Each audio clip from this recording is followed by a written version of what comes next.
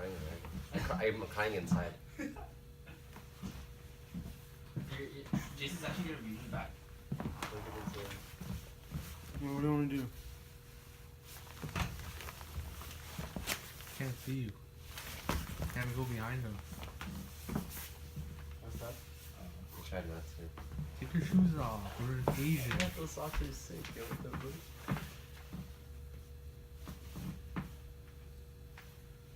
Hi, Mom. Those shoes are actually fucking sick. Damn. A lot of Asians say that. It's like, oh yeah, take off your shoes in my house because I'm Asian. But like, even if I wasn't Asian, like, why would you wear Shoes in the shoes house. in the house anyway? It's culturally, I've noticed it's the states. The states they don't take shoes off. Yeah.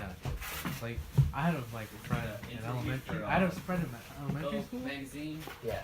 and he was Mexican, Yeah. and he always wore shoes in the house. That's weird. So I would like go in and like I'm about to take my shoes off, and then his mom was like, oh, like, why do you need to do that? Like, oh, but I would never explain, so I'd be like, oh, I'm sorry, and I'd put them back on. Yeah. But I felt weird, like I wanted to sit down on his bed, but I can't because I got shoes on. My shoes are on. Yeah. Yeah. Like the only time they take off their shoes in their house is when they go to bed or take a shower. Yeah.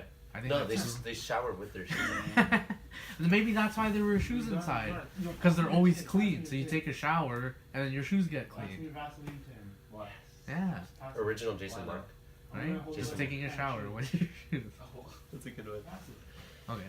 Alright. What you got for me, young Matt? Happy birthday, Matt. Alright. This is Joel. Take one. Action.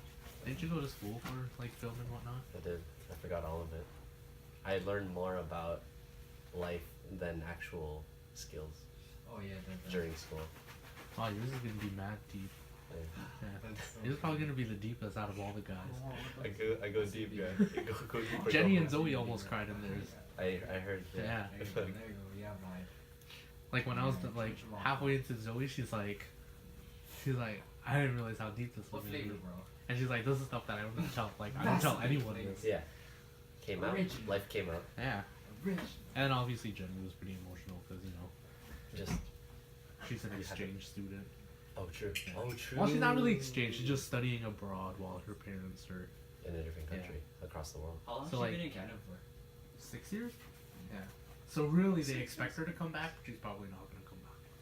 She's probably- 6 years, huh?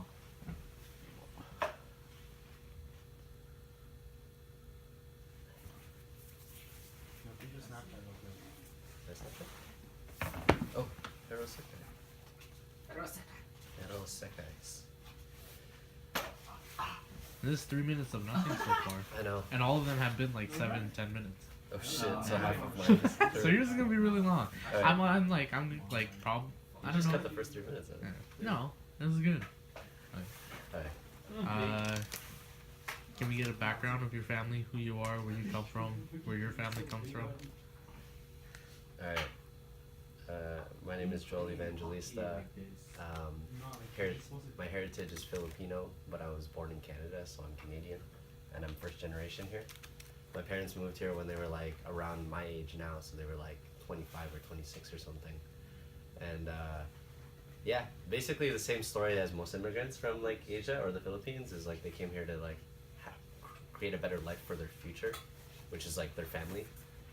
And I don't know, my family's pretty nuclear in the sense that like we all get along and we all love each other, and I like bump into a lot of families that are broken up, and I have this hard time like talking to people with like separated parents because I can't relate, and I find myself constantly apologizing to them because I'm like, my family is like so nuclear.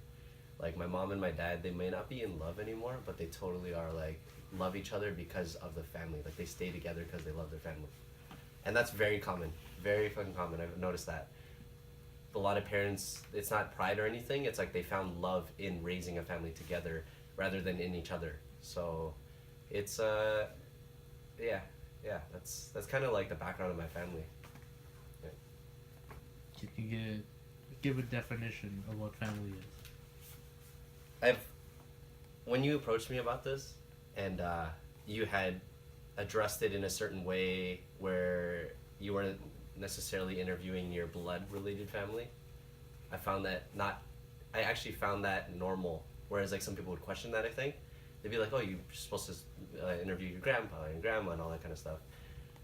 Chosen family and the people that I surround myself with is not more important, but I've noticed that it is more meaningful in a way. Like, I have a big disconnect with my family as of recently.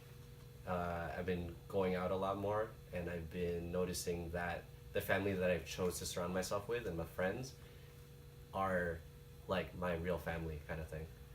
Like, no offense to my blood family, like my brothers and my parents. But family are the people that like you fuck with, basically, for lack of a better, yeah, fucking let's build, pound sign, fucking 2017. Yeah, basically like the people you surround yourself with is very important. You gotta keep a certain energy around you, and there are a lot of universal laws about like why people are attracted to each other and why people stick around with each other. And I think a lot of that I've been more aware of recently. I've been aware of like people's energies and the way that they affect me on the daily.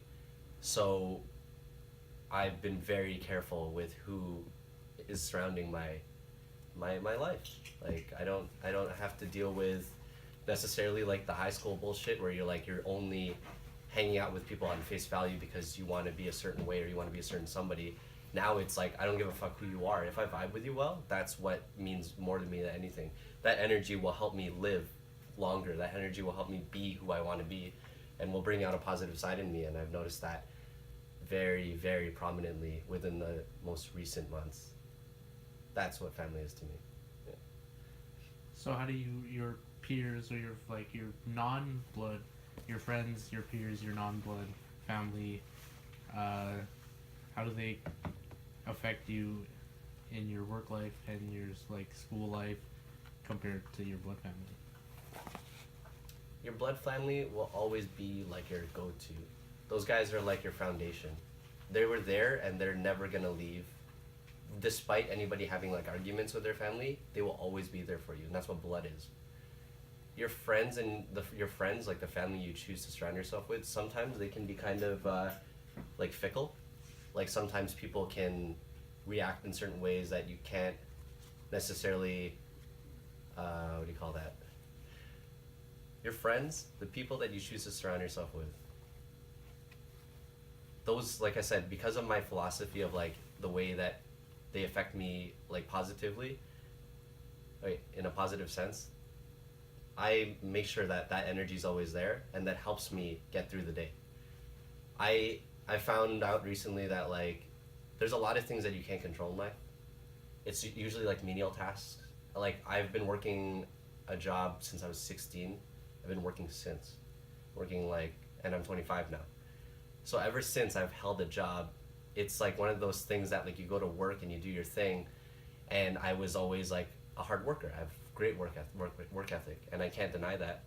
So I go in, I do my job, I clock out, and only recently I've noticed that like, hey, like I go to work and I do all these things, and I spend all this time here, but what am I actually doing? Like, am I learning anything? Am I growing as a person? And what I've noticed more is at the shop is like all the homies would always come by, and that helps me a lot. Like I'll listen, and I've been more attentive, and I would learn things on the daily just from understanding and listening to people instead of having small talk. And it could be with anybody, like even acquaintances that would just come in, like clients and stuff like that. I would like listen and be like, oh, I learned something today. And if you don't learn something at the end of the day, what are you actually doing with your life? So the friends that I surround myself with, I'm trying to be as attentive as possible, because there are small little hints here and there that like life lessons are being taught to you, but in a different way, kind of thing. It's hard to explain without an example, but that's kind of what's been helping me a lot. Is my friends have been helping me get through the day, because it's something that like I'm very careful with who's around me, and it brings out the positive side in me, kind of thing. Yeah. So you don't ever wish that you had a different family? No, I've had talks recently with one of my good buddies, Max, and talked about family, and you don't get to choose family. So sometimes it sucks when you don't vibe well with certain people in your family. I vibe well with my family, but we've never gotten onto a emotional level.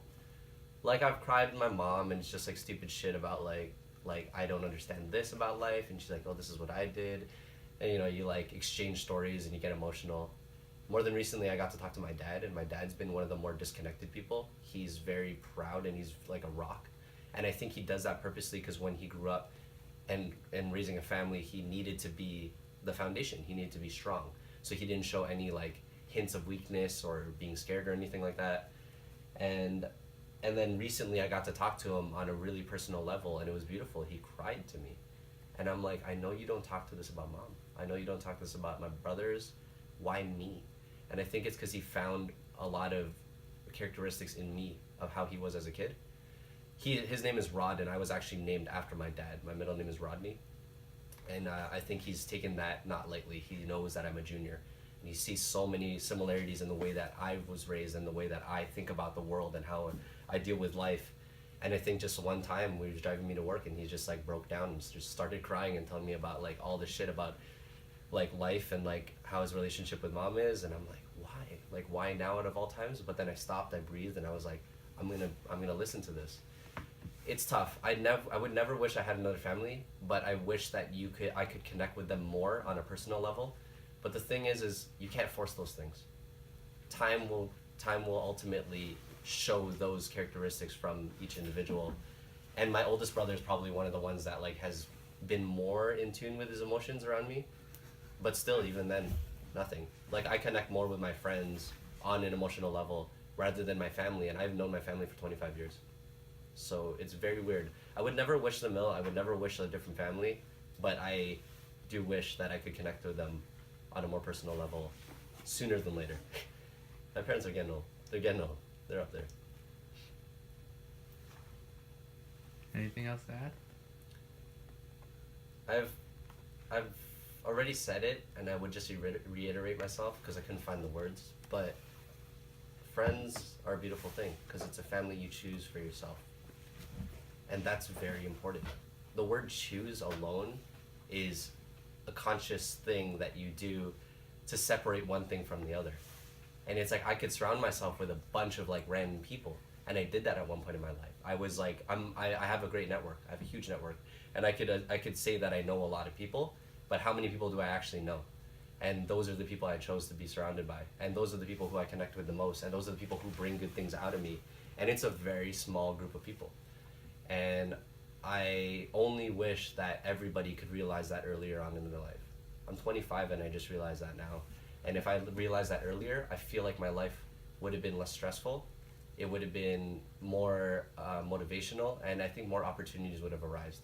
Because when you promote that energy and you promote the positivity and you promote that energy to come back to you, you can only get it back in return full force. It's a beautiful thing to be able to choose who's going to be around you, but be very careful with who you choose, kind of thing. Yeah, that's what family is to me. Alright, now say the same thing but in Japanese. The whole thing. Okane no doko desu ka? Where's my money? Stay tuned, motherfucker. We're good. I rambled on a bit and I kind of stumbled over myself, but the idea is there. The energy is there, I think. Yeah. Arigatou gozaimasu. On to Sean. On to Sean. Where are you gonna do Sean's at the shop? I want to do Sean's after show. Okay. Why don't we do it right before we leave? Okay. Food. We're gonna have a birthday party at the shop. Yeah, no, but we have to do